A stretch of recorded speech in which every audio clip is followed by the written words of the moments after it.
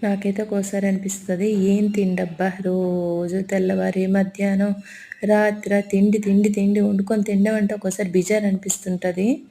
మనకు బేజారనిపించొచ్చు గానీ, మన పొట్టయితే ఆకలి, ఆకలి అంటుంటది కదా! ఇంట్లో అయితే మరేం చట్నీ చెయ్యను అని ప్రిపేర్ అయిపోయాను. రోజు ఎంతకని చేస్తానని. ఈవేళ ఏం చేస్తున్నానంటే గుంత పొంగనాలు చేస్తున్నాను. మధ్యనైతే నేను ఫస్ట్ వేయను. చుట్టూ ముందు గుంత పొంగనాలు వేసిన తర్వాత మధ్యన వేస్తాను. ఎలాగో మధ్యన మంట పెద్దది తగులుతది గనక వేగిపోతాయి తొందరగా అని ఇలా చేస్తాను. ఈ గుంత పొంగనాల్లో ఉల్లిపాయలు, పచ్చిమిరపకాయలు, కొత్తిమీర, అలాగే జీలకర్ర, అల్లం ముక్కలు బాగా తరిగేసి వేసాను. ఎలాగో చట్నీ చేయను కదా! ఇంట్లో కచప్ ఉంటది. దాంతో నంచేసుకోవచ్చని ప్రిపేర్ అయిపోయాను.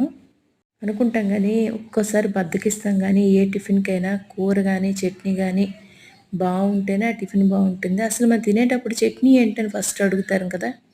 ఒక టిఫిన్ బావుండాలంటే చట్నీ బావుండాలి.